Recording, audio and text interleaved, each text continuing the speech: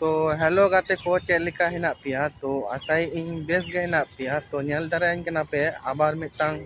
blog video हतिंग shutter कना तो कथा दो हुयुग कना जे होय जे इना सामांग से रास्ता टा पे नेलेआ और होय नोनते जे रास्ता टा पे नेलेआ नोआ रास्ता ते लाहाते इन मोटामुटी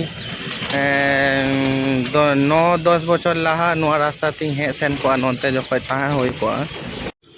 नोआ चितान ना दो पे नेल दारेया कना नोआ दो होयोग कना मिटांग ब्रिज कना ओना चितान ते हो हे गान को तो होय जे गाड़ी को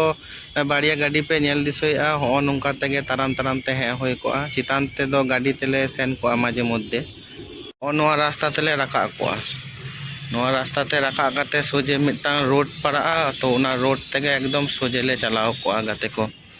होय तुरंग गाते को नोंका तिंग हेना और हो नोआ ब्रिज ना चितान रास्ता कना नेल दारेया कना पे और हो नोंका ते सोजे चला आले ओने जे मिटांग ये लेका गेट लेका पे नेल दिसोया हो नोआ लातार ते सोजे ले चला गया ले दो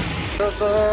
ले लिखान चेंज कदा दे आकि जायगा ले चेंज कदा तो नितो दो नोडे दो बाले तहन गया नितो दो जहां रे ले कामी गया उना साइड रे गेले तहन आदो नितो दो अंते दो तहा दो बाले तहन गया एटा जगह ले शिफ्ट कना तो जस्ट नोडे मितान दरकार के चलाव होइलिना तो उना के कटी मिता और नितो दो जहां रे ले तहन गया ओंडे दो हुई कना खूब के स्टोर गया ले और मोटामुटी नोआ जहां कथा मिता पे कान दो नोआ कथा दो हुयुग कना आदि मारे कथा कान गया तो उना दो खूब के संगीन तहा कना उना जने बाइक कोते और कथा नोका से ताराम ते गेले हे तो जखन ताराम तेले हे को तखन मोटामुटी भाए गे बुझो को तखन तीनो 9टा 9:30 जखन ले हे को ताराम ते और मोटामुटी 10टा ओई 10-15 ले सेटर तो जय बाहु